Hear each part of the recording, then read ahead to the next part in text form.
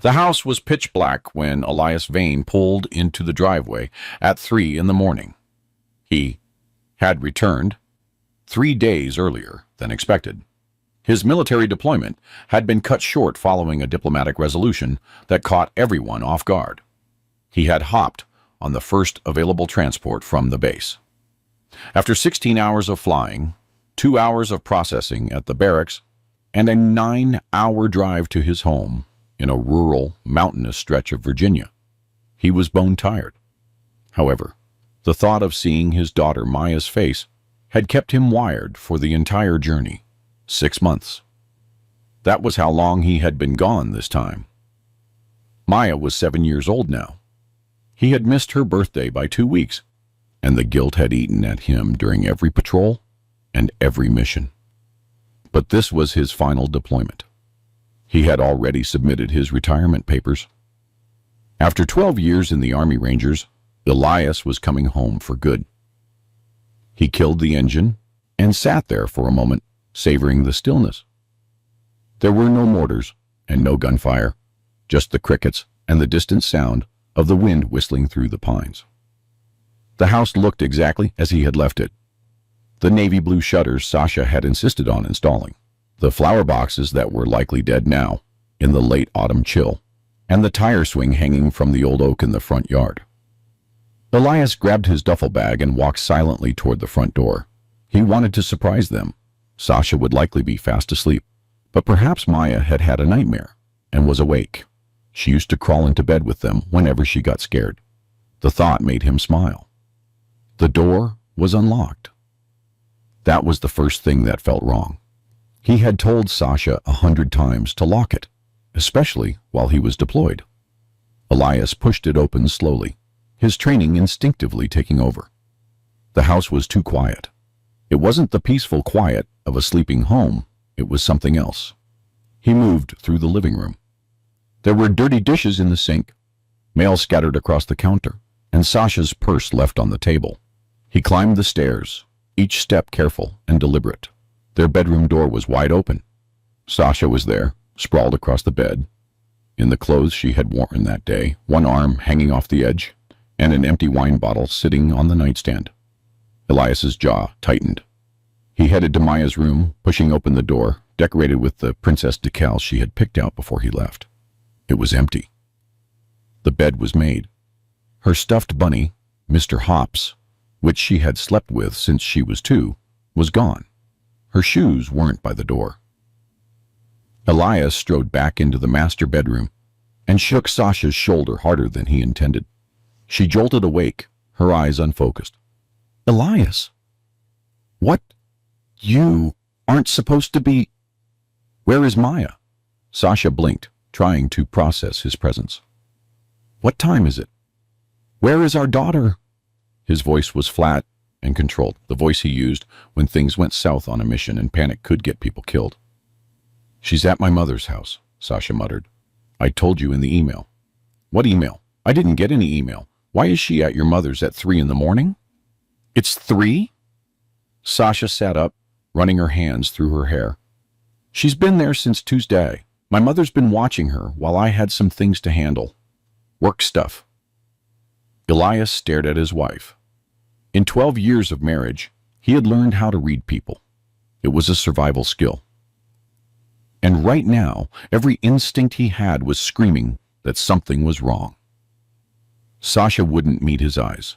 Her hands were shaking. And it wasn't just from being startled awake. I'm going to go get her. Elias, it's the middle of the night. But he was already heading down the stairs, out the door, and back into his pickup truck. Sasha's mother lived 40 minutes deeper into the mountains. Eudora Sterling was a woman Elias had never liked, and the feeling was mutual. She was a hard woman, cold in a way that had nothing to do with the mountain winters. She ran a sort of retreat center on her property. She called it spiritual counseling. Elias called it a scam. The roads were empty. He pushed the truck harder than he should have, taking the mountain curves at high speed. His hands were steady on the wheel, but his mind was racing at 1,000 miles per hour. Tuesday. Maya had been there since Tuesday. 4 days. Why hadn't Sasha mentioned it in their last video call? Why had she sent their daughter to her mother? Eudora's property was tucked away from the road, a long gravel driveway leading to a sprawling farmhouse. The lights were on. That was the second thing that felt wrong. No one was ever awake at this hour out here. Elias parked and hopped out. The front door opened before he even reached it. Eudora Sterling stood in the threshold, silhouetted by the harsh interior lights. She was a tall woman, thin as a rail, with gray hair pulled into a severe bun. She wore a long nightgown and an expression that might have looked like concern on anyone else's face. On hers, it looked like a calculation. "Elias," Sasha called him. "She said you were coming." "Where is Maya?" "She's asleep. You shouldn't." He pushed past her. The house smelled of bleach, and something else, something organic and unpleasant beneath it. "Maya, are you going to wake the other children?" Eudora's voice was sharp. Elias stopped. "What other children?" "I run a program here. Troubled kids. Their parents send them to me for discipline and spiritual guidance." He had known about the program, but he had never paid it much attention. Now, looking at Eudora's face, something cold settled in his gut. "Where is Maya?" "She is in the backyard having some reflection time." Elias was moving before she even finished the sentence. He ran through the kitchen and out the back door. The yard stretched into the darkness, bordered by the thick woods. He could see shapes in the moonlight, structures that looked like small sheds or outbuildings. "Maya!" His voice echoed through the trees. A small sound, a whimper, drifted back. He ran toward it, pulling out his phone to use the flashlight. The beam of light caught something that made him stop dead in his tracks. It was a hole in the ground, perhaps 4 feet deep and 3 feet wide. Standing inside, shivering in her pajamas, was Maya. "Daddy?" Her voice was so tiny. Elias was in the hole in seconds, lifting her out. She was freezing, her pajamas soaked with wheat and dew. She wrapped her arms around his neck and wouldn't let go. "I've got you, baby. I've got you." He stripped off his jacket and wrapped her in it. She was shaking violently. "How long have you been out here?" "I don't know. Grandma said..." She started sobbing now, her words barely coherent. "She said bad girls sleep in graves. She said I need to learn. I need to..." A white-hot fury flooded Elias, but he forced himself to hold it back. Maya needed him calm. She needed to be warm and safe. He would deal with Eudora afterward. "Daddy, don't look in the other hole." Maya's whisper cut through his thoughts. "Please, don't look." He turned, and the beam of his flashlight swept across the yard. There, about 20 feet away, was another hole, this one covered with wooden planks. "Maya, I need you to close your eyes, okay? Can you do that for me?" She nodded against his chest, squeezing her eyes shut. Elias carried her toward the house, but stopped by the second hole. He had to know. He had to understand what he was dealing with. Using one hand while holding Maya with the other, he kicked aside the planks. The smell hit him first. Decay, earth, and something chemical. He shone the light down. Bones. Maw bones. A skull that was unmistakably human and unmistakably that of a child. Scraps of fabric and something else. A metal tag. Like a military dog tag, with a name engraved on it. Caitlin Lowry. Elias's training kicked in, overriding the horror. This was a crime scene. multiple crimes. He took 3 photos with his phone, making sure to capture the tag clearly. Then he replaced the boards and carried Maya toward the house. Eudora was waiting in the kitchen with a cup of tea, as if this were a normal visit. "She's being dramatic. It's only been an hour. The cold teaches them. Sit down." Elias's voice could have cut through glass. "Do not move. Do not speak. Do not even think about running, because I will find you." He carried Maya to the truck, started it, and cranked the heater to the maximum. She was still shivering. "Baby, listen to me. You're safe now. I'm going to take you somewhere warm, okay? Can you tell me who Caitlin Lowry is?" Maya's eyes went wide. "You looked. I told you not to look." "I know, honey. I'm sorry. But I need to know who she is. She was here last year. She was bad, too. Grandma said she ran away, but..." Maya started crying again. "I heard her screaming one night, and then she was gone. And Grandma said if I was bad, I'd end up like the girls who run away." Elias pulled out his phone and called the only person he knew he could trust. Officer Marcus Reed answered on the 3rd ring. "Reed. Marcus, it's Elias Vane. I need you to get to 4782 Laurel Ridge Road right now. Bring backup. Lots of it. And call the state police." "Elias, I thought you were deployed. What's going on?" "I just found a dead child in a hole on my mother-in-law's property. There might be more." Silence on the other end. Then, "I'm 10 minutes away. Don't hang up." Elias looked toward the house. Eudora was at the window, watching. She didn't look worried. She looked angry. That told him everything he needed to know. She thought she could get away with it because she had done it before. "Marcus, listen carefully. The property owner is Eudora Sterling. She runs some kind of religious discipline program for kids. My daughter was in a hole in her backyard. She said she'd been there an hour, but I don't know if that's true. There's another hole with remains. The victim might be Caitlin Lowry. My God, there might be other children on the property. Eudora said something about other kids. We need to get them out. I'm calling Child Protective Services and the FBI. Elias, you need to get your daughter out of there." "I already did. I'm in my truck with her. But Marcus, I'm not leaving until I know every kid here is safe. Do not go back into that house. That's an order." But Elias was already moving. He turned to Maya. "Baby, I need you to lock the doors and stay in the truck. Keep the heat on. I'm going to get the other kids. Okay? I'll be right back." "Daddy, don't..." "I promise I'll be careful. But those kids need help just like you did." He kissed her forehead. "Lock the doors. If anyone other than me or a police officer comes near this truck, honk the horn. Understood?" She nodded, all terrified, but trusting him. Elias walked back to the house. His training was fully engaged now. He wasn't a father anymore. He was a soldier, clearing a hostile building. Eudora was still in the kitchen.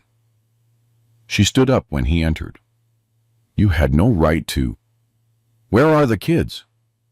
"They're sleeping." "You're overreacting. That hole is a therapeutic technique. It teaches humility."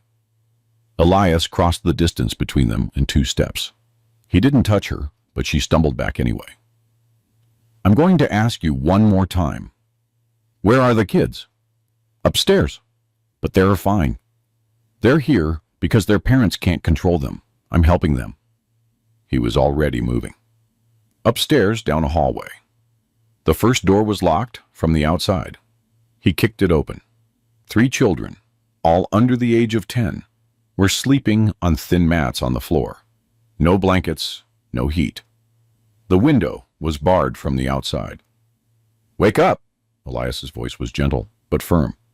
"My name is Elias. I'm a soldier, and I'm here to help you. The police are on their way. You're going to be okay." They looked at him with those hollow eyes he had only seen in war zones. A small boy spoke up. "Are you taking us home?" "Yes, right now. Let's go." He led them downstairs. Eudora tried to block the door. "You can't do this. Their parents signed contracts." Their parents signed contracts with someone who was burying children in her backyard. "Get out of my way." She didn't move. Elias physically lifted her and set her aside. She weighed nothing. He ushered the 3 children out just as headlights appeared in the driveway.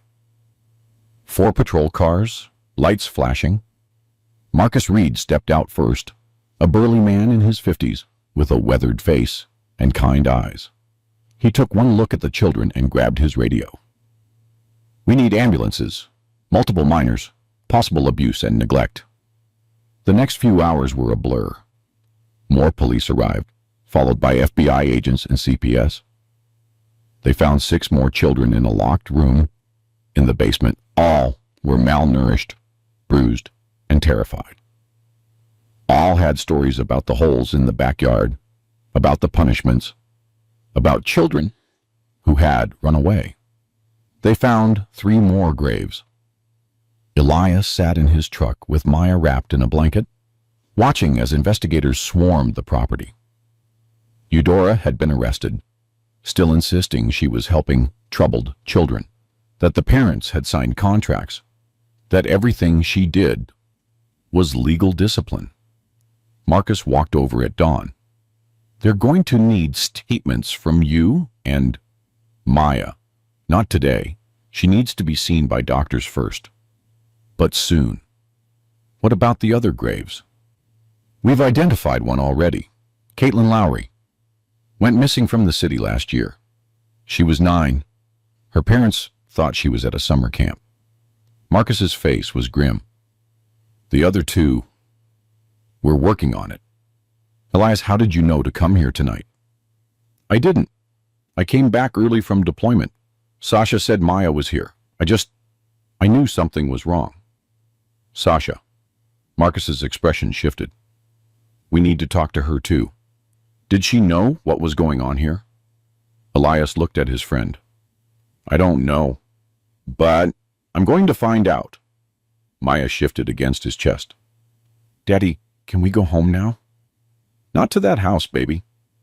We're going to a hotel, okay? A safe, warm place with room service and movies. And I'm staying with you. I'm never leaving you again. I promise." As Elias drove away, the sun was rising over the mountains. In his rearview mirror, he could see the police lights still flashing, the search teams combing the property. He thought about the parents of those children receiving phone calls right now that would shatter them. He thought about Caitlin Lowry's parents, finally getting answers after a year of not knowing. And he thought about Sasha, asleep in her bed, who had sent her daughter to that house, who knew Eudora ran a discipline program for troubled kids but had sent her anyway. Maya wasn't troubled. She was a sweet, intelligent, happy child. So why had Sasha sent her to Eudora? Elias's hands tightened on the steering wheel. He had been trained to fight enemies overseas, but now he realized the true enemy had been here all along, hiding in plain sight. And he would make sure every person responsible paid for what they had done, starting with his wife. The hotel room was warm and bright, nothing like the cold darkness of Eudora's property. Elias had gotten a suite with 2 beds, and Maya had finally fallen asleep around noon after a hospital doctor came to examine her. Mild hypothermia, bruising, trauma. The doctor had been gentle but thorough, documenting everything, taking photos of the injuries. Evidence. "She's going to need therapy," the doctor had said quietly by the door. "What she experienced, kids don't just get over that." Now Maya slept, and Elias sat by the window with his laptop, doing the searches he should have done years ago. Eudora Sterling, New Horizons Youth Academy. How had he never looked into this? Because you trusted Sasha, a voice in his head answered.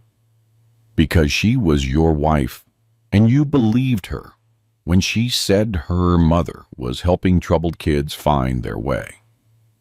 The search results turned his stomach. The website looked professional. Testimonials from grateful parents, photos of smiling children, Bible verses about discipline and redemption. But when Elias dug deeper into forums and review sites, he found different stories. One parent wrote, "We sent our daughter there for 3 months. When she came back, she wouldn't talk, only cry, and have nightmares. We asked what happened, and she said if she told us, they'd put her under the ground. We thought she was being dramatic. Now, I wish we had listened." Another commented, "My son was there. A week before I pulled him out, he'd lost 11 pounds and had marks all over his body. Eudora Sterling said it was spiritual discipline and that we were interfering with his salvation. I called the police, but they said it was a family matter." Elias kept digging. He found a news article from 3 years ago about a county investigation. Child Protective Services had visited the property following a complaint. They had found nothing irregular. The complaint had been dismissed as being from a disgruntled parent. He searched for the name of the investigator, Phyllis Vance. Then he searched for her. She had retired last year. She had bought a house in Florida, a very nice house, too nice for the pension of a county social worker. Elias leaned back. The pieces were starting to fit together, and he didn't like the picture they formed. Eudora had been doing this for years. Multiple children had been hurt, and at least 4 had died. But she had kept operating because someone was protecting her. His phone rang. Xavier Holt's name appeared on the screen. "Brother," Xavier's voice was steady and calm. They had served together for 8 years. "Marcus called me. He said you found something big." "Yeah." Elias looked at Maya. She was still sleeping. "Are you still down south?" "I can be there in 6 hours. Do you need me?" "I need to know who I can trust. Marcus is solid. But there's something bigger here, Xavier. People were protecting what was happening. A social worker took bribes, probably cops too. What do you need? Can you do some digging?" Discreetly. "Eudora Sterling, Phyllis Vance. Anyone connected to that property. Follow the money." "Elias, how's Maya?" "Alive. That's all that matters right now." "And Sasha?" Elias looked out the window. "I'm going to deal with that today." After hanging up, he sat for a long moment, thinking. Then he opened his email and began to type. Subject: resignation. After 12 years, he was done. Maya needed him more than the army did. His phone buzzed. It was Sasha. "Where are you?" "The police were here. They asked about my mom. What's going on?" Elias didn't respond. Instead, he opened the photos he had taken of the grave with Caitlin Lowry's remains. He looked at them for a long time, memorizing every detail. Then he opened a new document and started writing down everything he had seen, everything Maya had told him, every detail he could remember. This would go to trial. He needed to be ready. Around 3 in the afternoon, Maya woke up. She looked around the unfamiliar room, panic flaring for a moment. Then she saw Elias and relaxed. "Hey, baby, how are you feeling? Tired?" She sat up slowly. "Is Grandma in jail?" "Yes." "Good." Maya's voice was hard in a way that broke Elias's heart. 7 years old, and she already knew that some people were evil. "Daddy, are we going back to Mommy?" That was the question, wasn't it? Elias moved and sat on the edge of her bed. "I need to ask you something, and I need you to tell me the truth, okay? Even if you think it might hurt my feelings." Maya nodded. Mommy knew what Grandma was doing with the holes. Maya's eyes filled with tears. She said I was being bad, that I wasn't obeying. She said Grandma could teach me how to be good. She took me there Tuesday and told Grandma I needed to learn respect. Elias felt something cold and final to settle in his chest. What did you do that was so bad? I didn't want Aida to eat my vegetables. And I talked back when she told me to clean my room. Maya started to cry. I didn't mean to be bad, Daddy. I just wanted you to come home. He pulled her into a tight hug, holding her as she sobbed. Above her head, his face was stone. Sasha had sent her daughter to be abused, possibly killed, because she wouldn't eat her vegetables? Because she had talked back? Things you handle with timeouts? Or taking away dessert? Not with a woman who buried children in her backyard. You weren't bad, Maya. Do you hear me? You were being a normal kid. What Mommy did was wrong. What Grandma did was evil. But you didn't do anything wrong. Can I stay with you? You're staying with me forever. I promise. There was a knock on the door. Elias looked through the peephole. Marcus Reed. He let him in. How is she? Marcus asked quietly. She's going to survive. What did they find? Marcus pulled out a notepad. 4 graves so far. Caitlin Lowry, we already knew. The second is Jaden Banks, 10 years old, went missing from Richmond 2 years ago. Parents were told he was at a boarding school. The third is a girl, maybe 8 or 9. We're still working on identification. The fourth, Marcus paused. The fourth is recent, very recent. A boy named Caleb Quinn. He'd only been there a week. How many kids in total went through that place? We're trying to find out. Eudora claims in her contracts that she's had over 100 kids in her program in the last 5 years. Most made it out alive, but we're checking every name against missing persons reports. What about Phyllis Vance? Marcus's expression darkened. How do you know about her? She investigated the place 3 years ago, found nothing. Then she retired and bought a house in Florida she shouldn't be able to afford. The FBI is looking into her now. Elias, there's something else. We found financial records. Eudora was charging parents $50,000 for a 3-month program, most paid in cash. We're talking millions of dollars over the years. Where's the money? Elias thought about that. She had a partner or partners. Someone who made this look legitimate. Someone who kept the authorities from looking too closely. That's what the FBI thinks too. They're checking her phone records now. But Elias... Marcus hesitated. They want to talk to Sasha. Your wife had to know something. She knew. Elias's voice was flat. Maya told me. Sasha took her there Tuesday. Told Eudora Maya needed to learn respect. Marcus looked sick. I'm sorry. Don't be. Just make sure everyone involved goes down. I don't care who they are or what connections they have. All of them. After Marcus left, Elias made a decision. He picked up his phone and called Melody Herrera, Sasha's sister. She answered on the second ring. Elias? Oh my God, Sasha told me you were back. Are you okay? She said something about Mom being arrested. Melody, I need you to listen carefully. Your mother was running a punishment camp. She was torturing children. 4 of them are dead. Maya was in a hole in the backyard when I found her. Silence. Then, what? No, that can't. Mom helps troubled kids. She's strict, but she'd never... I saw the graves myself. The FBI is digging them up right now. Caitlin Lowry, Jaden Banks, 2 others.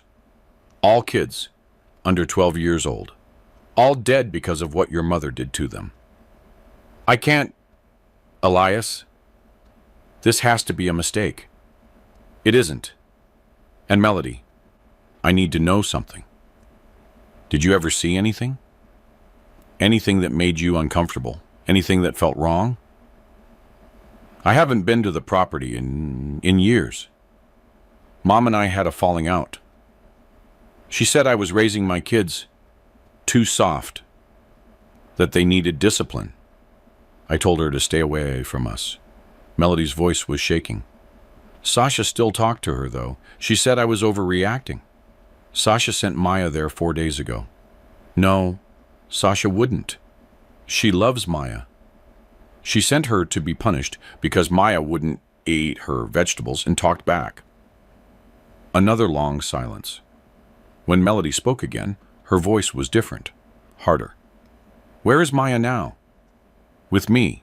Safe. Keep her away from Sasha. I mean it, Elias. I love my sister. But if she knew what Mom was doing and sent Maya anyway... Melody took a shaky breath. What can I do? How can I help? Elias looked at his sleeping daughter again. Just tell the truth when they ask. Everything. Don't protect anyone. I won't, Elias. I'm so sorry. If I had known, just make sure it counts for something now. After hanging up, Elias opened his laptop again. Xavier had sent an encrypted email with preliminary findings. Eudora's financial records showed payments to several individuals. One name stood out, Arthur Sterling. Listed as Eudora's brother, he lived in the city, worked as... Elias stared at the screen. Arthur Sterling was a county judge. The next morning, Elias took Maya to a safe house, arranged by Marcus. It was a small apartment above a bookstore in town, owned by a retired cop who owed Marcus a favor. Maya would stay there with an officer named Jeanette, while Elias dealt with what was coming. I don't want you to go, Maya said, clutching Mr. Hops. I'll be back tonight, I promise. Jeanette is nice, and you'll be safe here. The door has 3 locks, and there's a police officer downstairs. Okay. Maya nodded, but she looked small and scared. Elias knelt to her level. Baby, I need to make sure the people who hurt you can't hurt anyone else. That's what I'm going to do today. Can you be brave for me? Are you going to bring Mommy? Elias's jaw tightened. Do you want to see Mommy? Maya thought about it. Then she shook her head. Not yet. Maybe never. Okay. You don't have to see anyone you don't want to see. He kissed her forehead and left with a heavy heart. But as he drove through the town, the heaviness turned into a cold, focused fury. He had targets now. Eudora was in jail. But she was just the beginning. Arthur Sterling, Phyllis Vance, anyone else who had enabled this nightmare.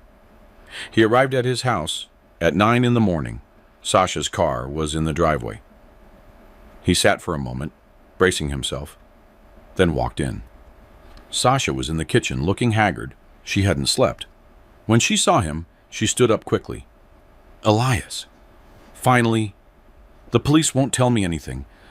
They took Mom. They're saying she... But it's ridiculous. You have to tell them... Where's Maya? I don't know. I assumed she was with you? Elias, what's going on? Why are you looking at me like that? I'm trying to decide if my wife is stupid or evil. Sasha's face went white. What? You sent our daughter to a woman who tortures children, who has murdered at least 4 that we know of. You took her there Tuesday and told Eudora she needed to learn respect. I didn't. It's not like that. Mom's program is strict, but it works. It helps troubled kids. Maya is not troubled. Elias's voice cracked like a whip. She's 7 years old. She didn't eat her vegetables. That isn't troubled, Sasha. That's normal. She was getting out of control. Talking back, not obeying. So you sent her to be buried alive in a hole in the ground? Sasha's mouth opened and closed. No. Mom would not. I pulled Maya out of that hole myself. It was 2 in the morning, and it was deathly cold. She'd been standing in mud and freezing water for over an hour, crying, terrified. She told me if I looked in the other hole. Elias stopped, forcing himself to stay calm. There was a dead child in the other hole, Sasha. A 9-year-old girl named Caitlin Lowry. Her bones were still there. No. Sasha sat down heavily. No, that's not possible. Mom said the kids who run away from the program sometimes spread rumors. But did you ever visit? Did you ever actually see what she was doing? Silence. Answer me.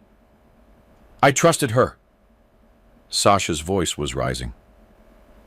She's my mother. She said the program was tough but effective.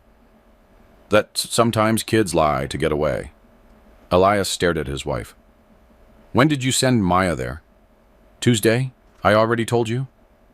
Why Tuesday, specifically? Sasha hesitated. I was having a bad week. She was refusing to do her homework, making a mess, talking back. I was stressed with work, and I couldn't handle it. So I called Mom. You couldn't handle it. So you sent our daughter to a torture camp. It's not a torture camp. She helps kids. 4 dead kids say otherwise. Elias pulled out his phone and showed her one of the photos of the graves. Sasha looked at it and turned green. She ran to the sink and threw up. When she came back, wiping her mouth, her face was ashen.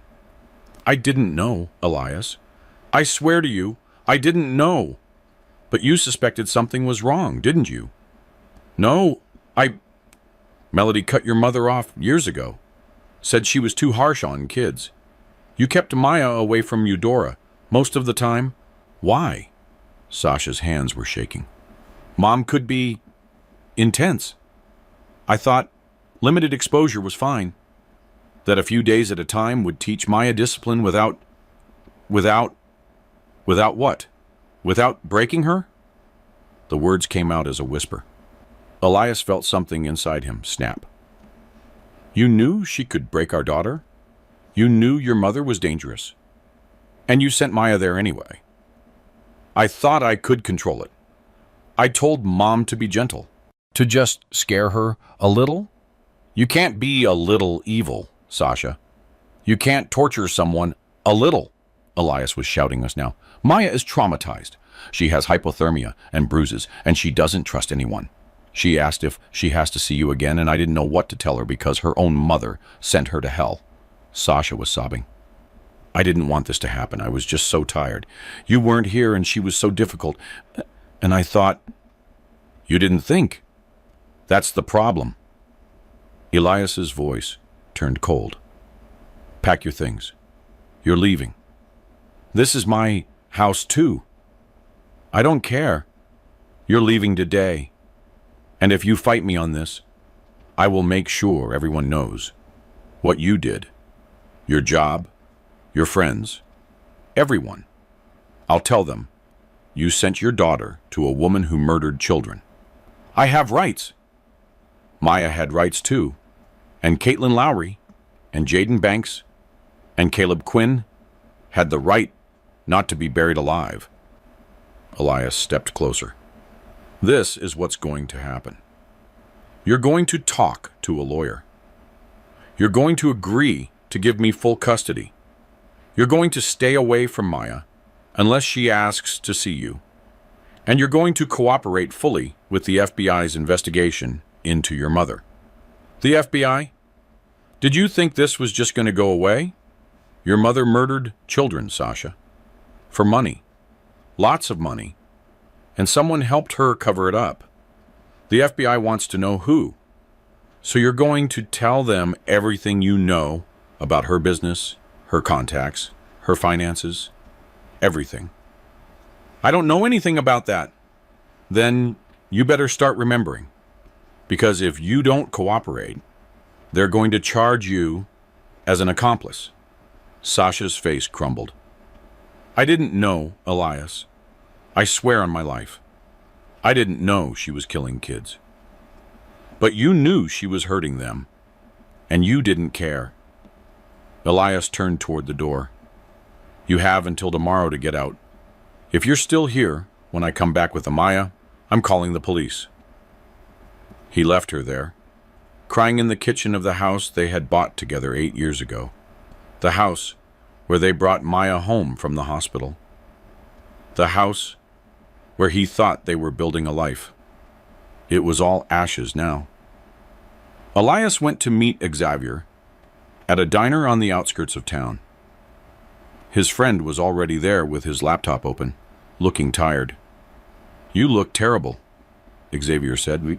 "I feel worse." "What did you find?" Xavier pulled out a folder. "Arthur Sterling, Eudora's brother, has been a county judge for 15 years. He handles juvenile cases, family court. Guess what happens when parents complain about Eudora's program? Let me guess. The cases get dismissed." "Exactly. I found 6 complaints in the last 5 years. All went to Arthur's court. All dismissed as family disputes or unfounded allegations. 3 of those children are now missing." Elias's hands clenched. He knew. It gets better. Phyllis Vance, the social worker, she's Arthur's ex-wife. They divorced 10 years ago. But I checked their financial records. She's been receiving regular payments from a company called New Horizons Holdings. Guess who owns that company? Arthur and Eudora. 50-50 each.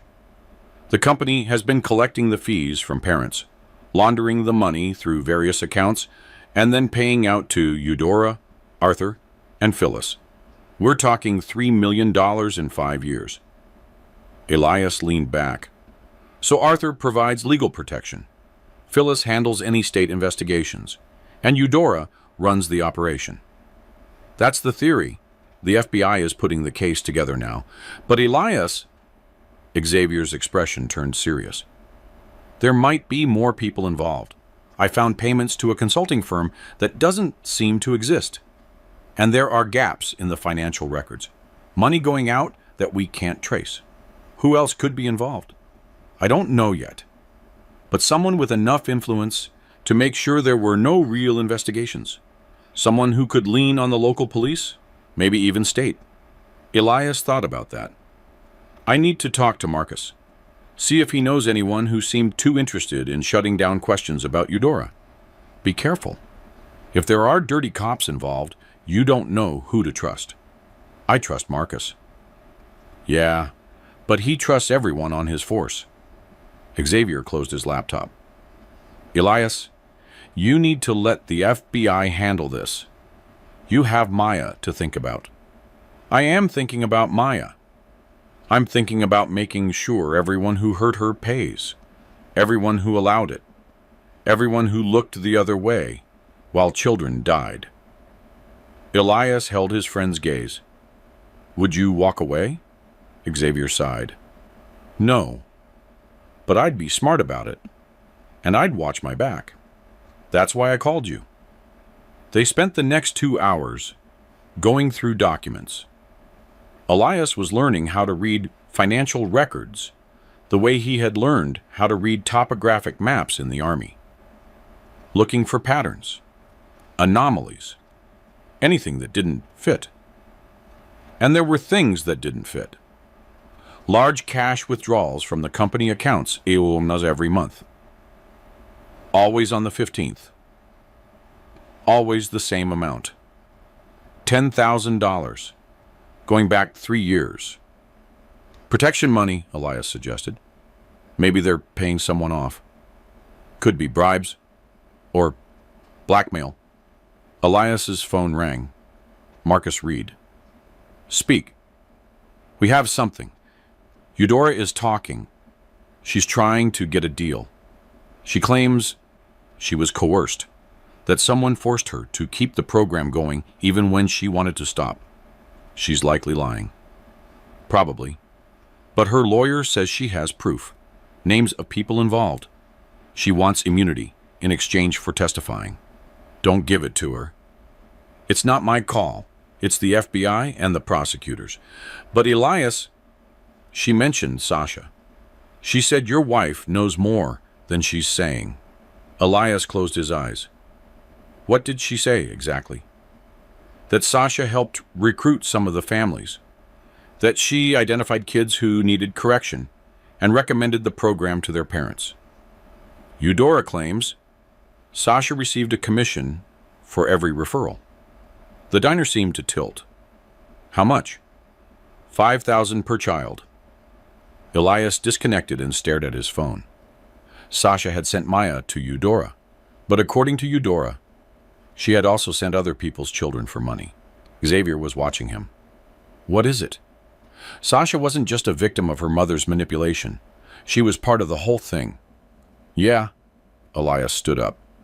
I need to go somewhere. Where? To have another conversation with my wife. And this time, she's going to tell me the whole truth. He found her at her sister's house. Melody opened the door, her face hard. She's in the kitchen. And Elias, whatever you're going to do, she deserves it. Sasha was sitting at Melody's table with a cup of coffee. She looked up when Elias entered, and her face paled. I was just leaving. Sit down, Sasha. She sat. Melody stayed in the threshold, arms crossed. Elias leaned against the counter. The FBI talked to your mother. She's trying to get a deal. She said you helped recruit families, that you got $5,000 for every kid you sent her. Is it true? Sasha's silence was answer enough. How many? Elias's voice was deadly quiet. I don't know. Maybe 20? Over 3 years? 20 kids. You sent 20 kids to be tortured for money. It wasn't supposed to be torture. Mom said it was a tough love program, that the kids needed discipline. The parents were desperate. So, you exploited desperate parents and traumatized their children for $100,000. Melody made a sound of disgust. Sasha, what the hell is wrong with you? You don't understand. We needed the money. Elias was deployed. His salary wasn't enough. And I had debts from before we got married. We had enough, Elias roared. We had a house, food, everything we needed. You're telling me you sold children for what? A new car? A vacation? Sasha was crying again. I'm sorry. I'm so sorry. I didn't think anyone would get hurt. Mom said it was safe. 4 children are dead. 4? How is that safe? Elias was shaking with rage. Did you know about the graves? No. I swear I didn't know about that. When Mom told me about kids running away, I believed her. I thought they just left. You thought troubled kids just walked away into the mountains and their parents didn't care? You didn't think that was suspicious? Sasha had no answer. Elias pulled out his phone.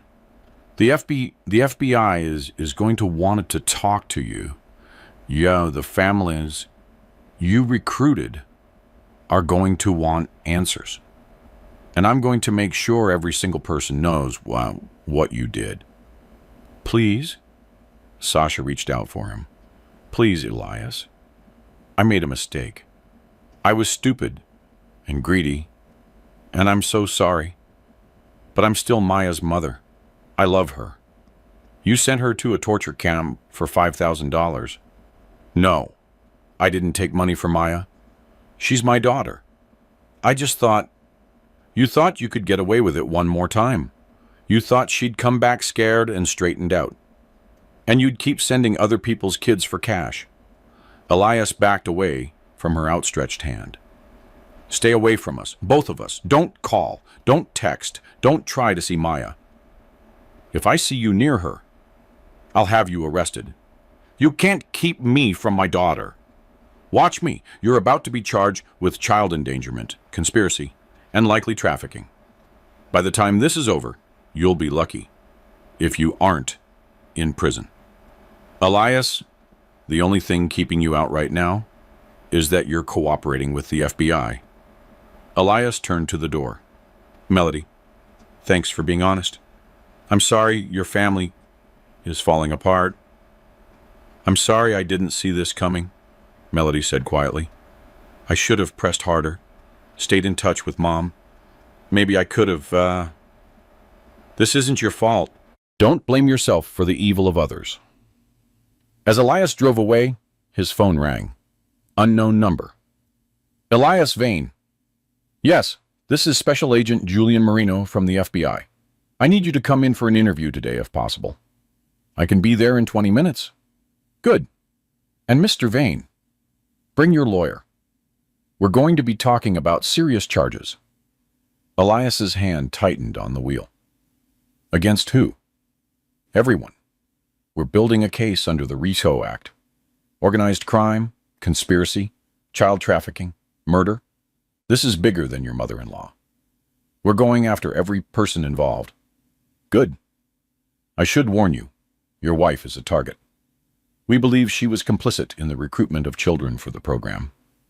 If she cooperates, we might be able to reduce the charges. But she's looking at prison time. I don't care what happens to her. Just make sure you catch everyone. We will. But Mr. Vane, watch your back. The people involved in this have money and connections. They won't go down easily. After hanging up, Elias made one final call to a lawyer friend from his unit, who now worked at a big firm in the city. Tomas Pena. Thomas, it's Elias Vane. I need help. I need the best family lawyer you know, and I need someone who can handle a federal case. My God, Elias, what happened? How much time do you have? Start talking. As Elias explained the whole nightmare, he felt something shifting inside him. The rage was still there, burning hot and pure, but beneath it was something colder, something calculating. The army had taught him how to fight, how to plan, how to execute complex operations against entrenched enemies. He had led missions in some of the most hostile territories on Earth. And now, he was going to use every skill he had to destroy the people who had hurt his daughter. Not just Eudora, not just Sasha. Everyone, every person who had looked the other way, taken a bribe, or allowed the torture and murder of children. They thought they were safe because they had money and connections, because they had gotten away with it for years. They were wrong. Elias Vane was coming for them. And he didn't lose. The FBI offices were cold and sterile, all fluorescent lights and beige walls. Elias sat across from Agent Moreno and another agent, a woman named Lowry. Appropriate name, given what he had found. I'm Agent Sarah Lowry, she said, as if reading his mind. Caitlin was my niece. Elias's expression didn't change, but inside he felt a sharp pang of sympathy. I'm sorry for your loss. Thank you. I want you to know this is personal for me. I'm going to make sure every person responsible pays, starting with Eudora Sterling. Moreno pulled out a recorder. Mr. Vane, we need to record your statement.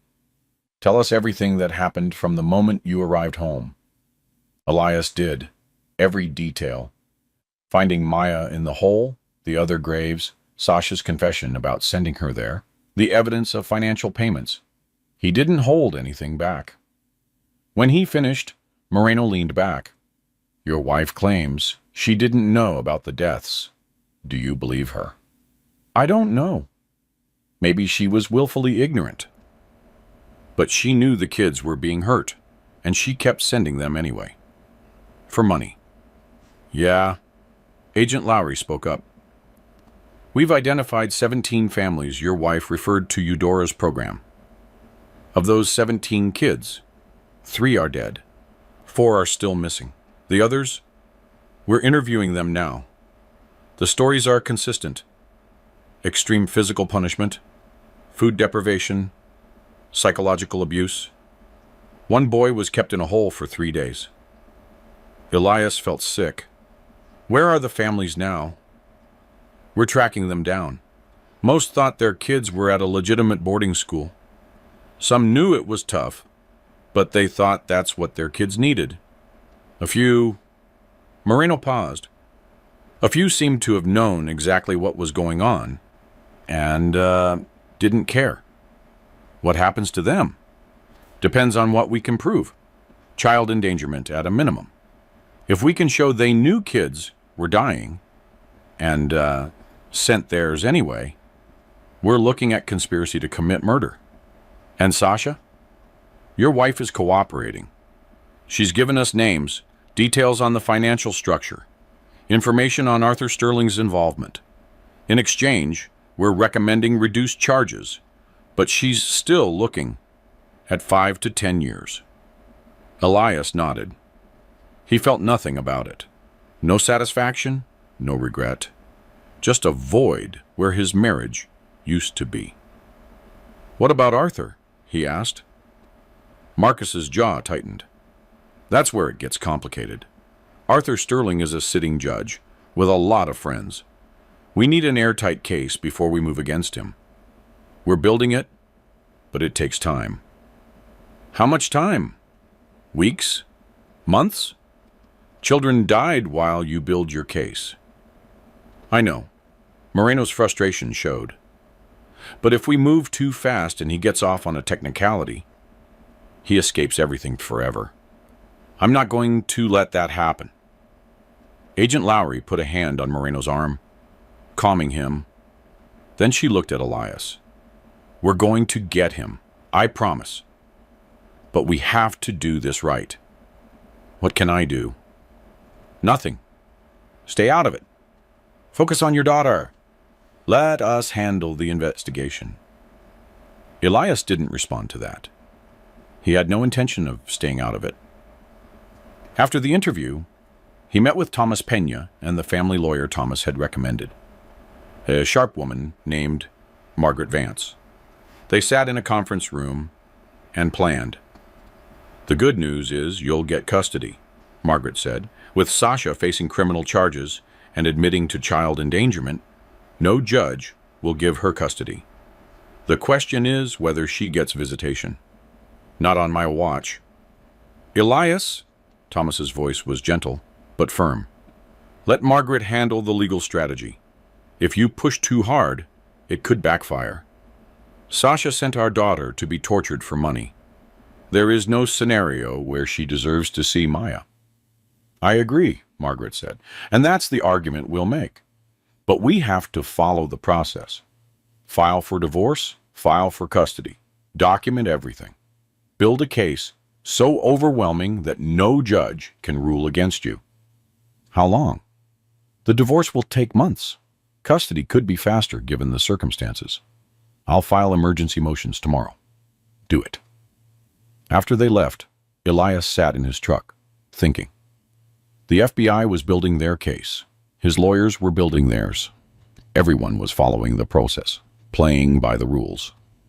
But Elias wasn't bound by the same rules. He was a civilian now, a father protecting his daughter.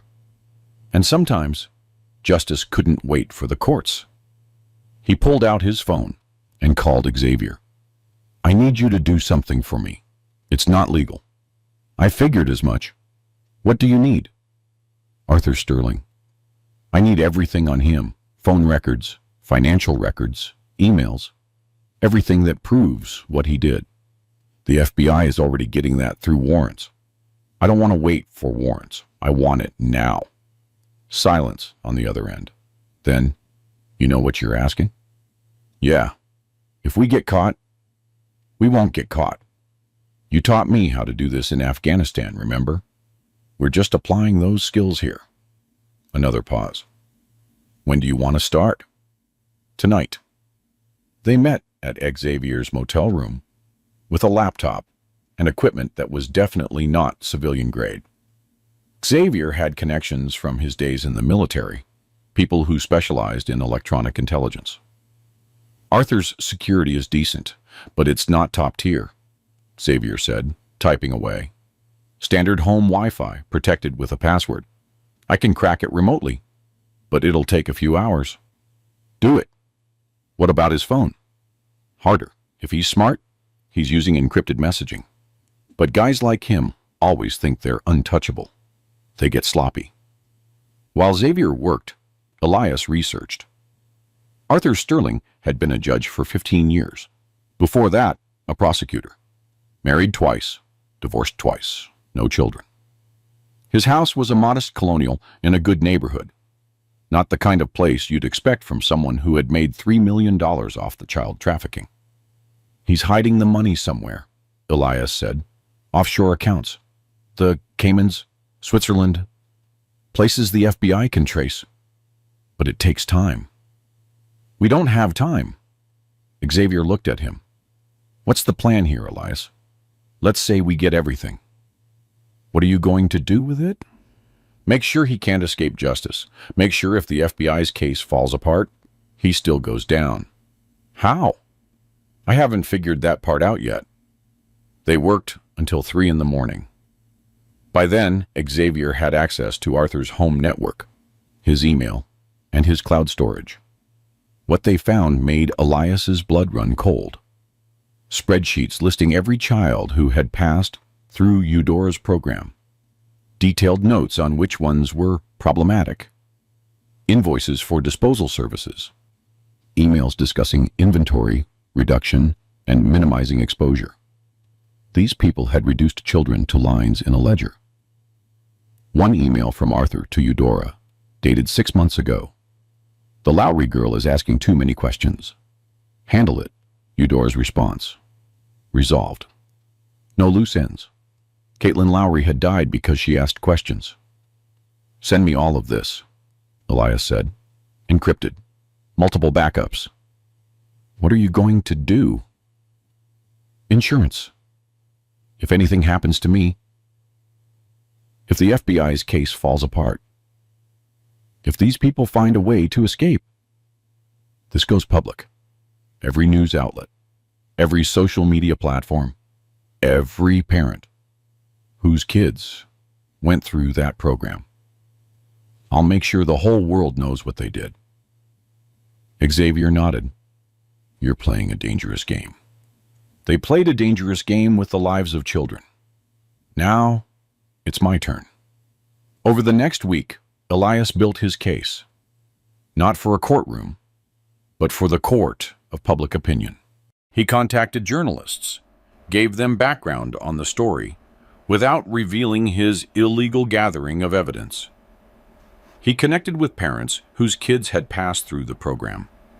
He documented everything. Maya was slowly improving. Therapy was helping. She could talk about what had happened without crying now. The nightmares were less frequent, but she still jumped at unexpected noises and refused to be alone in a room. She's going to heal, the therapist said, but it will take time, and she'll always have scars. Elias knew about scars. He had plenty of them from his time in the service, the visible ones from shrapnel and bullets, and the invisible ones from seeing friends die. You don't get over trauma, you learn to live with it, but he'd be damned if Maya had to live with it while the people responsible walked free. The breakthrough in the case came from an unexpected source. One of the families Sasha had referred reached out to Elias directly. Raphael Thorne, a single father whose son had been through Eudora's program 2 years ago. My son came back changed, Raphael said, sipping coffee. Quiet, scared. He doesn't talk about what happened, but he has nightmares. He screams about holes and graves. I didn't know what it meant until I saw the news. Did you know what the program was before you sent him? Raphael looked ashamed. I knew it was tough. Your wife said it was tough love, that my son needed discipline. She showed me testimonials from other parents saying their kids came back better. I was desperate. Noah was acting out after his mother died, and I didn't know how to help him. You paid Eudora directly? I paid a consulting firm, Behavioral Solutions. They handled all the paperwork. Elias's pulse quickened. That was the name Xavier had found. The firm with no real office, no employees, just a P.O. box and a bank account. Do you still have the paperwork? Yeah. Why? Because I think that firm is the key to everything. He was right. With Raphael's documentation, they traced Behavioral Solutions to a lawyer in the city, a high-power guy who specialized in setting up shell corporations for wealthy clients. The lawyer, when confronted by the FBI, claimed attorney-client privilege. But Elias had another approach. He showed up at the lawyer's office unannounced. "Bennett Prescott," the plaque said. Elias walked past the secretary and into Prescott's office. "Excuse me, you can't," the secretary protested. "It's fine," Elias said, closing the door behind him. Prescott was a sleek man in an expensive suit, in his 50s, with the kind of tan that comes from ski trips and golf courses. He looked up, annoyed. "Who are you?" "Elias Vane. My daughter was tortured by one of your clients. You set up the financial structure that allowed them to hide millions of dollars from child trafficking." Prescott's expression became carefully neutral. "I don't know what you're talking about." Elias pulled out a folder and dropped it on the desk. "Behavioral Solutions, New Horizons Holdings, 3 other shell companies in the Caymans. You created them all, for Eudora Sterling and Arthur Sterling. You helped launder money from the torture and murder of children. I create legal corporate structures for clients. What they do with those structures is not my responsibility. But you knew. You had to know. No one sets up that many shell companies for a small religious retreat center unless they're hiding something." Prescott leaned back, and even if that were true, and I'm not saying it is, attorney-client privilege protects my communications with clients. It doesn't protect you from being an accomplice to murder. I haven't murdered anyone. No, you just made it possible for others to do it and get away with it. For a fee." Elias leaned forward. "How much did they pay you? 10%? 20? How much is a dead child worth to you, Juan?" "Out of my office. The FBI is going to tear your practice apart. Every client, every account, every document, and when they're finished, you're going to prison right alongside the Sterlings." "I doubt that. I have the best lawyers in the state." Elias smiled. It wasn't a nice smile. "You know what's funny? I found something interesting while I was researching you. Your son, Bennett Prescott Jr., 15 years old, troubled kid from what I hear, been in and out of therapy, some minor legal trouble." Prescott's face paled. "Don't you dare! I'm not threatening your son. I'm just saying you helped Eudora Sterling hide the fact that she was torturing troubled kids. Your son is a troubled kid. How would you feel if someone sent him to a place like that? If he ended up in a hole in the ground, crying for his father, wondering why you let it happen? You son of a..." Think about it. Then think about whether protecting your clients is worth the price of protecting your own son from the same fate. Because people like Eudora don't stop. They just find new victims. Elias stood up. "The FBI will be here tomorrow with warrants. You can cooperate and maybe keep your law license, or you can fight and lose everything. Your choice." He left Prescott sitting there, shaking. The next day, Prescott called the FBI. He wanted to make a deal. In 48 hours, the whole financial structure collapsed. Prescott provided documents showing how the money flowed. Parents paid Behavioral Solutions, which took a commission and passed the rest to New Horizons Holdings, which distributed to Eudora, Arthur, and Phyllis. There were also payments to 2 other people, a sheriff's deputy and a state CPS supervisor. The deputy, a man named Carlos Reed, no relation to Marcus, had been responding to complaints about Eudora's property for years. He had always filed reports saying there was no evidence of wrongdoing. The supervisor, Christina Vance, had been the one to shut down investigations before they could go anywhere.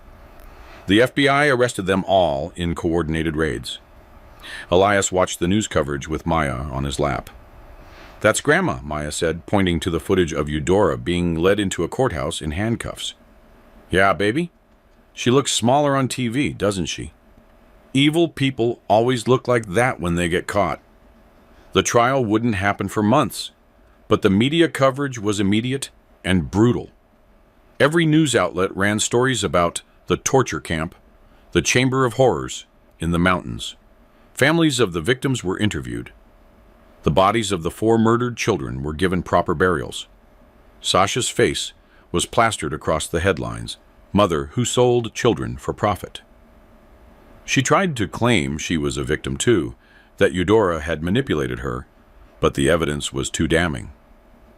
The FBI had recordings of her conversations with Hmyans, with parents, promoting the program, describing how effective it was, never mentioning the abuse. Elias filed for divorce and emergency custody. The hearing was brief. Margaret Vance presented evidence of Sasha's involvement in the trafficking ring, her admission to child endangerment, and Maya's statement that she didn't want to see her mother. The judge, not Arthur Sterling, who had been suspended pending his own trial, awarded Elias full custody with no visitation for Sasha. Mrs. Vane has demonstrated a pattern of prioritizing money over the safety of her daughter, the judge said. Until she can demonstrate rehabilitation and remorse, she represents a danger to the minor. Sasha didn't fight it. She was too busy negotiating her own plea deal. 5 years in federal prison in exchange for testifying against Arthur and the others. But Elias wasn't satisfied. Yes, they were all going to prison. Yes, justice was being served. But it wasn't enough. These people had destroyed lives. They had murdered children. They had made Maya stand in a hole, crying for her father. They needed to suffer as their victims had suffered. So Elias started planning. Not a physical attack. He wasn't going to throw away his freedom and leave Maya without a father. But there were other ways to make people suffer. Ways to ensure they lost everything, not just their freedom. He started with Arthur Sterling. The judge's trial was scheduled for 3 months away. He had been released on bail, $1 million he had paid easily. He was living in his house, wearing an ankle monitor, pretending to be confident. Elias started following him. Not obviously. He knew how to do surveillance from his days in the army. He learned Arthur's routine. Grocery store on Tuesdays, lunch at the same diner every Thursday, golf on Saturday mornings. And he noticed something interesting. Arthur had late-night visitors. People would come to his house, park down the street, and walk up. They'd stay for 20 minutes or an hour, then leave. Elias started photographing them, tracking their plates, building a network. One of them was a state senator. Another was the CEO of a pharmaceutical company. A third was a local businessman who owned half the real estate in town. What connected them? Elias dug deeper and found the answer. All had sent their children to Eudora's program. All had paid premium prices, $50,000 or more. All had gotten their children back, straightened out. But these weren't troubled kids. These were kids who had discovered their parents' secrets. Kids who had found evidence of affairs, embezzlement, abuse. Kids who had threatened to tell. Eudora's program wasn't just about discipline. It was about breaking children who knew too much. Elias felt sick. This was bigger than he had thought. It wasn't just child abuse. It was an organized criminal conspiracy to silence witnesses. And Arthur was at the center of it. He needed proof, real, admissible proof that would hold up in court. So he did something he never thought he'd do. He became what he had fought against his entire military career. He broke into Arthur's house. It wasn't hard. Arthur's security was basic, designed to stop opportunistic burglars, not someone with military training. Elias waited until Arthur was out for his Thursday lunch, bypassed the alarm, and entered through a basement window. He had 30 minutes. He used them well. Arthur kept files in his home office. Physical files, the old-fashioned kind that can't be hacked. Elias photographed everything. Correspondence with the parents, contracts, documentation of what the children had known and how the program had handled it.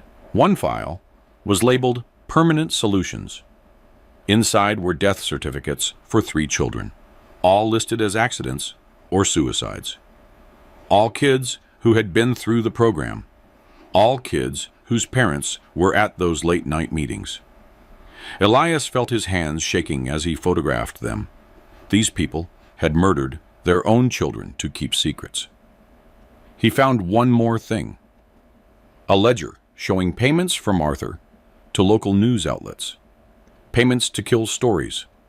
Payments to reporters to bury information. Payments to keep the whole operation quiet. Elias finished with 5 minutes to spare. He reset everything exactly as he had found it, climbed out the window, and drove away. That night, he made copies of everything. He sent encrypted files to 3 different people: Xavier, Thomas Pena, and Agent Moreno at the FBI. The note read, "If anything happens to me, release this to every news outlet in the country." Then he went home and held Maya as she slept, thinking about how close he had come to losing her.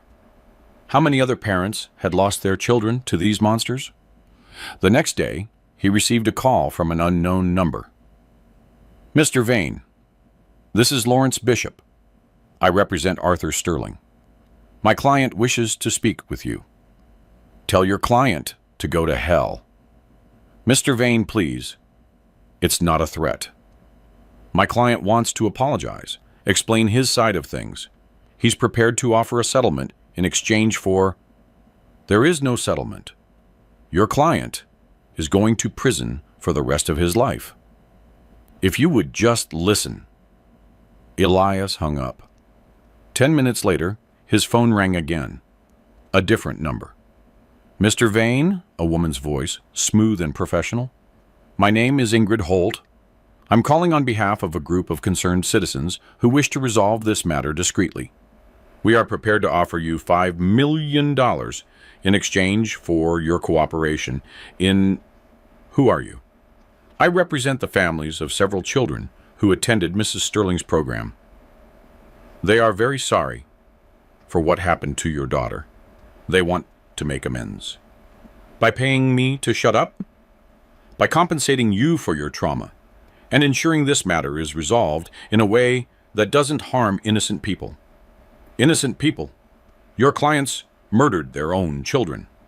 That is a serious accusation, Mr. Vane. One with no proof. And making such accusations publicly could be considered defamation." Elias laughed. "Seriously? You're threatening me with a defamation suit after what you people did? We are offering you a generous settlement, Mr. Vane. I suggest you think carefully before rejecting it." "I don't need to think. The answer is no. Your clients are going to be exposed. Every single one of them. And when I'm finished, everyone will know what they did." He hung up and immediately called Moreno. "They just tried to buy me off. $5 million. Who was it?" "Someone named Ingrid Holt. Said she represents families of kids who went through the program. They want me to stay quiet about what I found." Moreno was quiet for a moment. "Elias, what did you find, exactly?" "I can't tell you that. Not officially. But hypothetically, if someone had evidence that Arthur's clients murdered their own children to keep them quiet about crimes, what would the FBI do with that information? Hypothetically, we'd need that evidence to prosecute. And if that evidence was obtained illegally, then it wouldn't be admissible in court. But it might point us toward legal ways to get the same information. Check Arthur's home office. There's a filing cabinet, bottom drawer labeled Permanent Solutions. You might find something interesting. We need a warrant for that. Then get one. I'm sure you can find probable cause." "Elias, just get the warrant. Moreno, before someone makes those files disappear." Moreno must have moved fast, because that afternoon, FBI agents executed a search warrant on Arthur's house. Elias watched from down the street as they carried out boxes of documents. His phone rang. "Moreno, how did you know about those files?" "I didn't. I just had a hunch." "Elias, what we found, my God, these people were killing their own kids." "I know. We're going to need you to testify about the whole program. What happened to Maya? Everything." "I'll do whatever it takes." "Good. Because we're about to charge 15 more people. This is going to be the biggest child trafficking case in the history of the state. Make it count." "It will. But Elias, watch your back. These people have a lot to lose. They might do something desperate." Elias thought about that after he hung up. Desperate people were dangerous. But he wasn't worried about himself. He was worried about Maya. He called Xavier. "I need you to do something for me." "Name it." "I need you to take Maya somewhere safe. Outside the state. Somewhere these people can't find her." "You think they'd go after her?" "I think they've already killed multiple children. I'm not taking any chances." "I know a place. My cousin has a ranch up in Montana. Middle of nowhere. No one would think to look there. Can you leave tomorrow?" "I'll pick her up at dawn." That night, Elias explained to Maya that she was going on a trip. "It's like a vacation. Uncle Xavier is going to take you to see horses in mountains. You'll be safe there." "Why can't you come?" "I have to finish something here. But I'll come get you as soon as I'm done. I promise." "Is it about Grandma?" "Yes, baby. It's about making sure she and the people who helped her can't hurt anyone else." Maya was quiet for a moment. Then she said, "Daddy, are you going to do something bad?" "What do you mean? Like something you shouldn't do to catch the bad people?" Elias knelt to her level. "Sometimes adults have to make tough choices. I'm going to do everything I can to make sure those choices are the right ones." "Okay, but promise you're coming back." "I promise. Nothing is going to keep them from you." After Maya left with Xavier the next morning, Elias felt the weight of what he was about to do.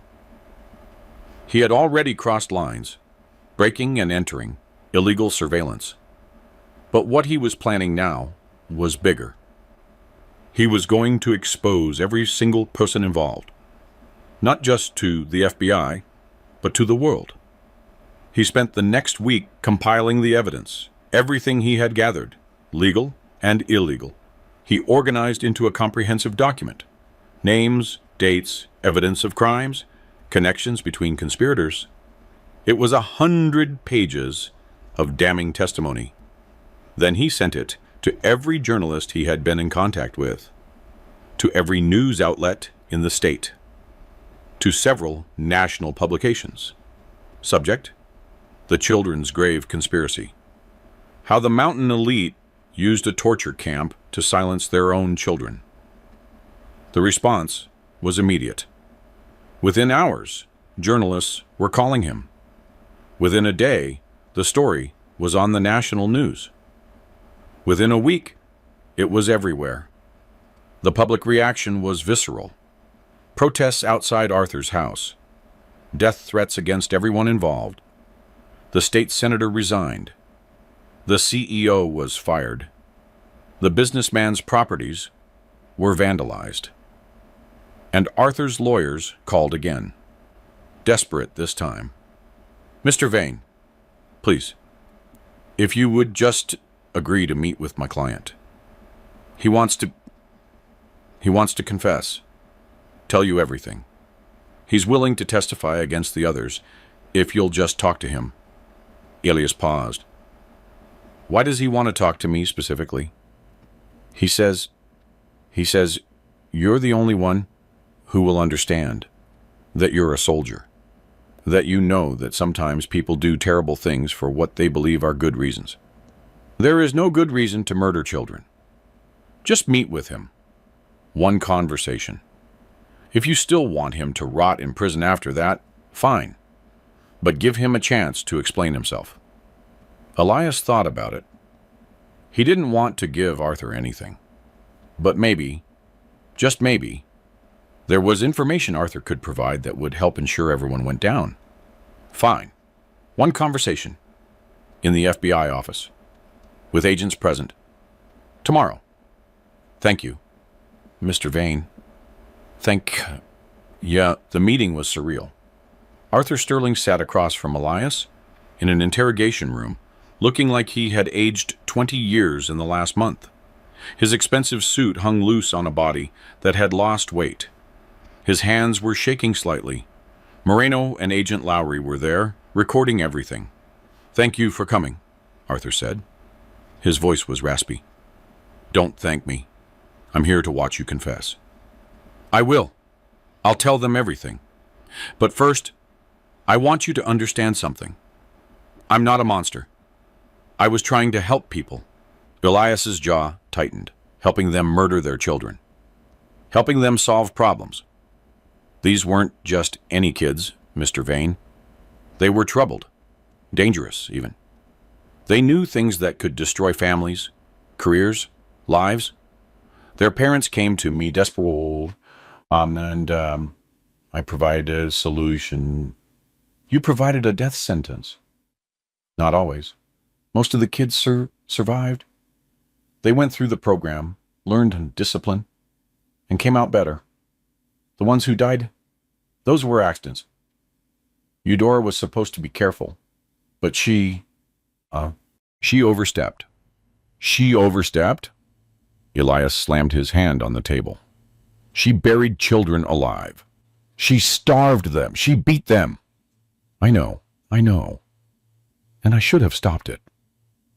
But by the time I realized how far she had gone, I was too deep in. The parents, they were powerful people. They would have destroyed me if I had exposed them. So you let it continue. You let more children die to save yourself. Arthur's face crumbled. I made a mistake. I was weak, scared, and greedy. And I'm sorry. God, I'm so sorry. Regret doesn't bring those children back. I know. That's why I want to testify. I'll tell the FBI everything. Who was involved? Who knew what? Who paid for the permanent solutions? All of it. I'll make sure every one of them goes down. In exchange for what? Reduced sentence, protective custody. I'm a judge, Mr. Vane. I know what happens to people like me in general population. Elias looked at Moreno. Is this deal on the table? Depends on what he gives us. If his information leads to convictions of the others, we might recommend a reduced sentence. Elias turned back to Arthur. How many children died? 7 that I know of for sure, but there might be more. Eudora kept some records off the books. Where are those records? Buried. Literally. On the property. There's a shed in the back, under the floorboards. Moreno was already on his phone. Send a team back to the Sterling property. Northwest shed. Pull up the floorboards. Elias stared at Arthur. You knew there were more bodies, and you didn't tell anyone. I was afraid. You're pathetic. You're a coward who let children die to protect himself. You don't deserve a deal. You deserve to rot. Please, Mr. Vane, I have a conscience. I live with this every day. You know what Maya lives with every day? Nightmares. Fear. The memory of standing in a hole in the freezing cold, thinking she was going to die. You did that. You and your sister, and all your wealthy clients who valued their secrets more than the lives of their children. Elias stood up. Give the FBI everything. Every name. Every detail. Maybe that'll buy you a few fewer years on your sentence. But nothing is going to buy you redemption. You're going to die knowing you murdered children. He walked out. Moreno caught up with him in the hallway. That was tough. It was honest. Elias took a breath. Did you get what you needed? Yeah. He's giving us names we didn't have. With his testimony, we can prosecute at least a dozen more people. This is going to be huge, Elias. Good. Make sure it is. Make sure everyone knows what these people did. Over the next month, the arrests continued. The state senator, the CEO, the businessman, 3 more parents who had paid for permanent solutions, a doctor who had falsified death certificates, 2 police officers who had covered up investigations. The media coverage was relentless. Every day brought new revelations. The public was horrified and outraged. Politicians called for reform. Child welfare organizations demanded investigations. And through it all, Elias waited in Montana, with Maya and Xavier, watching from a distance as the conspiracy collapsed. When can we go home? Maya asked one night, sitting by the fireplace in the Montana ranch house. Soon, baby. When it's safe. Will it ever be safe? Elias pulled her into a hug. Yes, because all the bad people are going to prison, and they're never going to be able to hurt anyone again. Do you promise? I promise. But that night, after Maya had fallen asleep, Elias received a call from Moreno. We have a problem. What kind of problem? 2 of the parents we arrested. They skipped bail. Harrison Thorne and Bennett Prescott Sr. Both very wealthy, both very connected, and both have disappeared. Elias felt a cold dread. Disappeared? Fled the country, we think. Interpol is looking for them. But Elias... Moreno paused. These guys... No, you were the one who exposed them. They know Maya is the witness who started this whole thing. I think they might try to retaliate. Let them try. I'm serious. These are desperate men with nothing left to lose. You need to stay in Montana until we catch them. How long could that take? Days, weeks, maybe months if they're smart. Elias looked at the door to Maya's room. He had promised her they would go home soon. But home wasn't safe. Not yet. I'll stay. But Moreno, find those men. Find them and bring them back. We will. But 3 weeks passed with no sign of Thorne or Prescott. Maya was getting restless, missing her friends and her school. Elias was going stir-crazy, unable to do anything but wait. Then Xavier came to him with news. I've been doing some digging. Off the books. I found something. What? Thorne and Prescott didn't flee to Europe or South America. They're still in the country. And I think I know where. Where? Thorne's family has a property in remote Alaska, off the grid. Perfect place to hide out while their lawyers work on getting the charges dropped. The charges aren't going to be dropped. No, but their lawyers are good. They could drag it out for years. In the meantime, they're living free in the wilderness. Elias felt the anger rising. That isn't justice. No, it isn't. They looked at each other. An understanding passed between them. If someone were to find them, Elias said slowly, someone who wasn't bound by FBI jurisdiction or legal restrictions, someone who could persuade them to turn themselves in. Hypothetically? Yeah. Hypothetically, that person would need to be very careful.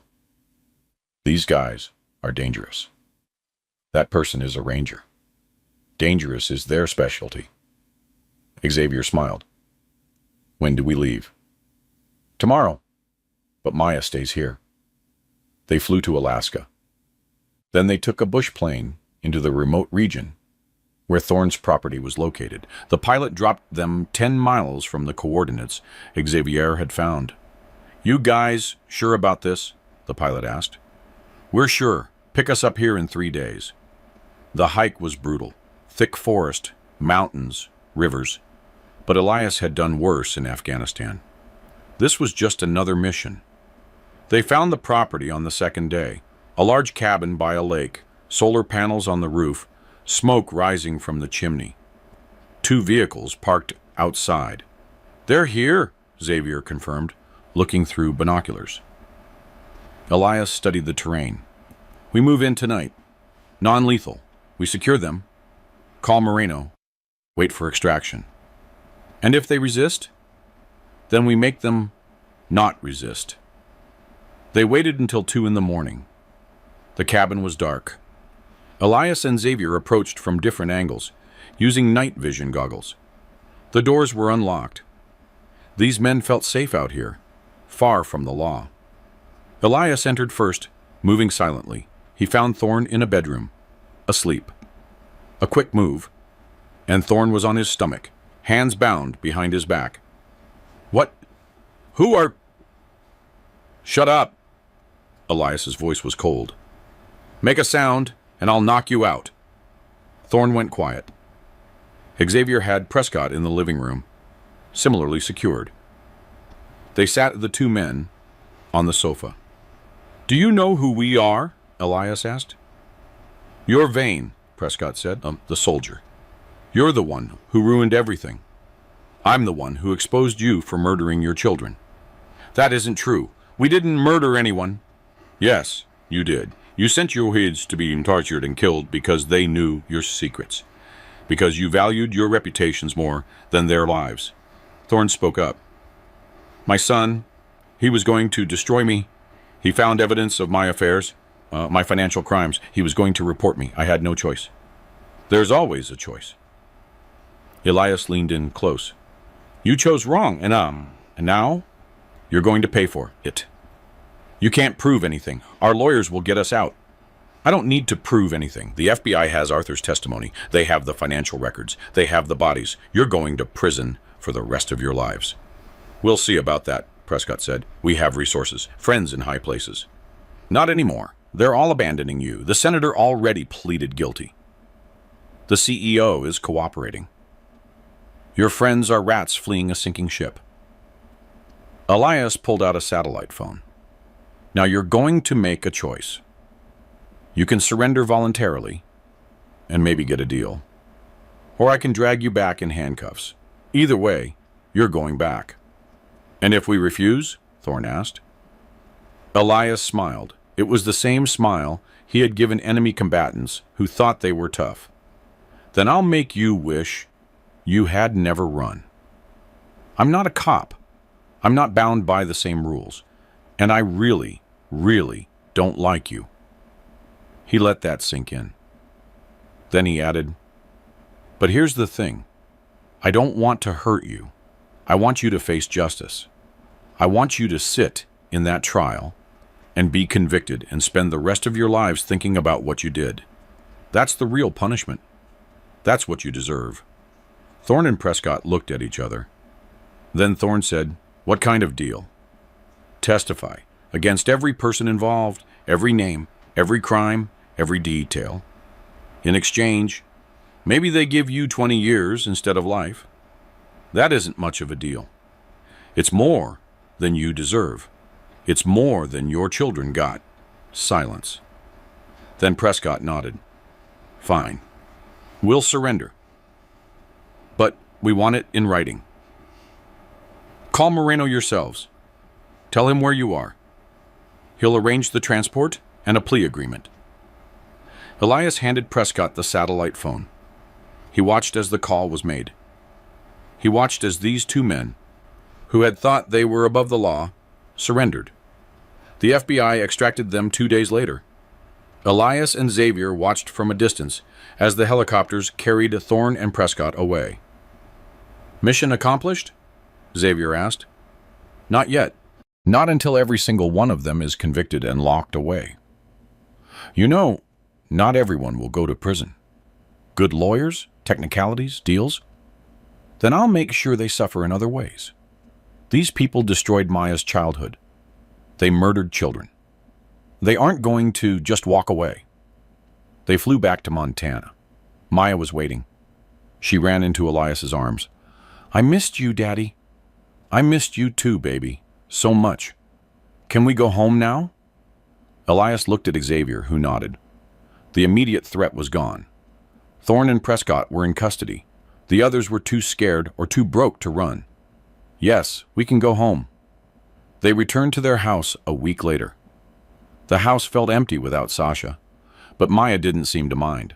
She was just happy to be back in her own room with her own things. Elias enrolled her in a new school, further from town. A fresh start. New friends who didn't know about the scandal. Therapy twice a week to help her process the trauma. And slowly, painfully, they built a new life. The trial began 6 months after Maya's rescue. Eudora went first. The prosecution presented a devastating case. Physical evidence from the graves. Testimony from surviving children. Financial records proving it was a criminal enterprise. Eudora's defense tried to claim she was helping troubled children, that the deaths were accidental, that she had been pressured by her brother Arthur. The jury didn't buy it. Guilty on all counts. 4 consecutive life sentences without the possibility of parole. Arthur's trial was next. His lawyers tried to paint him as a victim of his sister's manipulation. But with his own testimony about arranging permanent solutions, it was futile. Guilty. Life sentence, no parole. Phyllis Vance got 20 years for conspiracy and obstruction. Carlos Reed, the deputy, got 15. Christina Vance, the supervisor, got 10. Sasha's trial was the hardest for Elias to watch. She looked small and broken on the stand, crying as she described how she had been desperate for money, how she had believed her mother's lies about helping kids. The prosecutor was not sympathetic. He showed the jury recordings of Sasha promoting the program to parents. He described the $100,000 she had earned. He detailed the suffering of the children she had sent.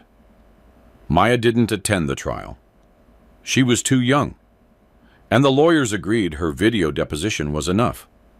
But Elias was there every day, watching his daughter's mother being convicted of conspiracy to commit child abuse. 5 years. She'd serve at least 3 before being eligible for parole. The trials of the other parents dragged on for another year. Thorne and Prescott, true to their word, testified against everyone. The state senator got life. The CEO got 30 years. The businessman got 25. In total, 23 people were convicted for their involvement in the New Horizons conspiracy. Hundreds of years of a prison time. Millions in restitution to the victims' families. But for Elias, the real victory was seeing Maya heal. Slowly, the nightmares faded. She started to smile again, to make jokes, to play with friends. She was still affected by what had happened. She likely always would be, but she was surviving, thriving. 2 years after the rescue, Elias was sitting in family court for the final hearing. The judge, a woman who had reviewed all the evidence, all the testimony, looked at him and Maya. Mr. Vane, you have done an admirable job raising your daughter under extremely difficult circumstances. The court finds that you are a fit and loving father. Sasha Vane's parental rights are permanently terminated. Full custody is awarded to you. Maya squeezed his hand. Does that mean Mommy can't take me back? Ever? Ever, Elias said. You're mine forever. That night, they had a quiet celebration at home. Pizza, ice cream, a movie. Just the two of them, as it had been for 2 years. Daddy? Maya asked during the movie. Yeah, baby? Thank you for saving me. Elias pulled her into a hug. You don't have to thank me. That's what daddies are for. Not all daddies. Some of those kids, their daddies were the bad guys. I know. And I'm sorry they didn't have someone to protect them. But you made sure the bad guys were punished. You made sure they couldn't hurt anyone else. I tried. You did more than try. You won. Elias thought about that. He had won, yes. But at what cost? His marriage was over. His daughter was traumatized. Families had been destroyed. Lives had been lost. But Maya was alive. She was healing. She was safe. And the people who had hurt her were locked away forever. Maybe that was enough. Maybe that was victory. 5 years later, Elias was in the backyard of their new house, a smaller place in a better neighborhood, closer to Maya's school. She was 12 years old now, tall and confident, captain of her soccer team. The nightmares were rare.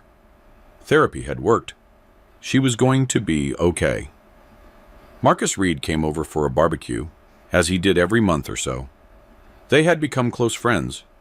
Marcus had retired from the force, citing disillusionment with the system that had allowed the Sterlings to operate for so long. "How is she?" Marcus asked, watching Maya play with the neighbor's dog. "She's great. Straight A's, lots of friends, happy. You'd never know, but you know." "Yeah, I know." Elias flipped a burger. "I got a letter from Sasha last week." "What did she say?" "That she says sorry. That she's been sober for 2 years. That she wants to see Maya when she gets out." "When is that?" "Next year, if she gets parole." "What are you going to tell her?" "I'm going to tell Maya. Let her decide. She's old enough now to make that call." Marcus nodded. That's fair." They ate in comfortable silence for a while. Then Marcus said, "You know, I think about those kids sometimes. The ones who didn't make it. Caitlin, Jaden, the others. I wonder what they'd be doing now if they'd lived." "Me too." "You did good, Elias. You made sure their deaths meant something. You made sure no one could ignore what happened. Doesn't bring them back, does it? But it stopped it from happening to more kids. That's worth something." Elias looked at his daughter, laughing, healthy, alive. "Yeah, it is."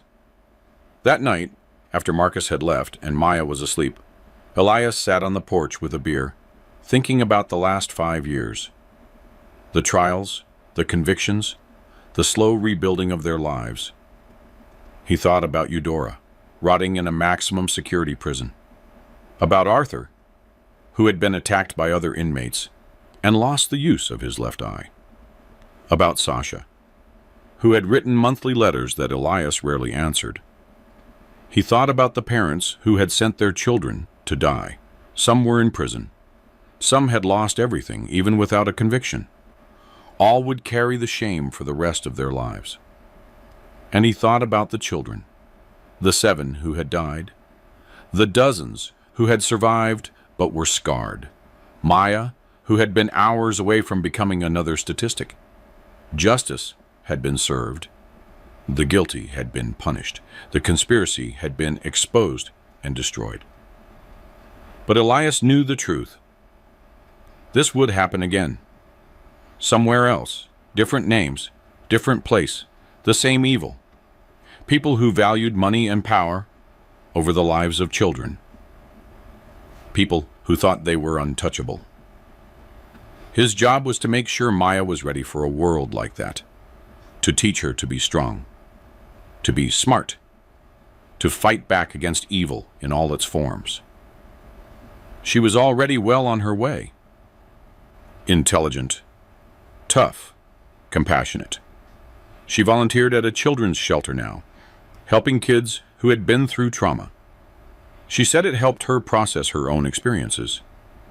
Elias was proud of her, prouder than he had been of anything he had achieved in the Army. His phone buzzed. A message from Xavier. "Did you see the news?" Another case of child abuse down south. Something very similar. Thought you should know. Elias looked at the message for a long time. Then he typed it back. Send me the details. Because justice never ended. Evil was never completely defeated. But someone had to stand against it. Someone had to fight for the children who couldn't fight for themselves. And Elias Vane would always be that someone. He had proven it once. He would do it again if he had to. For Maya, for Caitlin, for every child who deserved better than what the world had given them. He had won this battle. He would win the next one too. He always did. I'm really glad you're here and that I could share my story with you. If you liked it, show me by liking the video and subscribing to my channel. Let's see how many of us there are. Write in the comments which city you're watching from and what time it is. I'm so curious to know where all you wonderful people are tuning in from. If you want to support me a little extra, you can also send a small donation. I share new life stories for you every single day. And now, 2 of my most popular stories will pop up on the screen, so you can choose what to watch next.